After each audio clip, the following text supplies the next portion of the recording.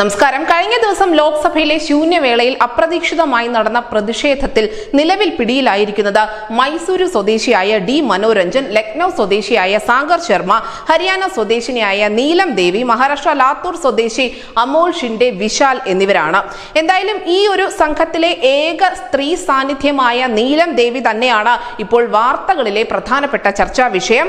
ഒരു രാഷ്ട്രീയ പാർട്ടിയിലും നീലം ദേവി അംഗമല്ല എന്ന് ഇവരുടെ ബന്ധുക്കൾ ഉൾപ്പെടെ ഉറപ്പിച്ച് പറയുമ്പോഴും സമരമുഖങ്ങളിലെ സജീവ സാന്നിധ്യം തന്നെയായിരുന്നു നീലം. കഴിഞ്ഞ കുറച്ച് വർഷങ്ങളായി ദില്ലിയിലും പരിസര പ്രദേശങ്ങളിലും നടന്ന എല്ലാ സമരവേദികളിലും അല്ലെങ്കിൽ നിരവധി പ്രതിഷേധങ്ങളിൽ അവർ പങ്കെടുത്തിട്ടുണ്ട് എന്നതിന്റെ തെളിവുകൾ അവരുടെ സമൂഹ മാധ്യമ പ്ലാറ്റ്ഫോമായ ഫേസ്ബുക്കിൽ തന്നെ ലഭ്യവുമാണ്.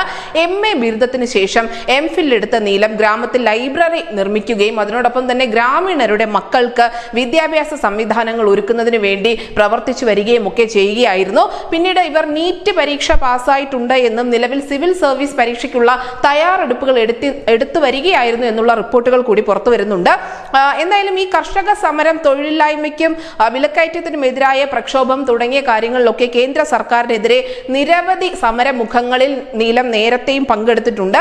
നീലത്തിന്റെ ഗ്രാമത്തിൽ ഇന്ന് ഒരു കിസാൻ പഞ്ചായത്ത് നടക്കാനിരിക്കുകയാണ്. ഈ കിസാൻ പഞ്ചായത്തിൽ നീലത്തിന് പിന്തുണ നൽകണോ വേണ്ടയോ എന്നുള്ള തീരുമാനം ഗ്രാമവാസികൾ എടുക്കുകയും ചെയ്യും. എന്തായാലും നിലവിൽ കോൺഗ്രസിനെ അനുകൂലിച്ചുകൊണ്ട് നീലം ദേവി സംസാരിക്കുന്ന ചില വീഡിയോ ദൃശ്യങ്ങൾ പുറത്തു വന്നിട്ടുണ്ട്.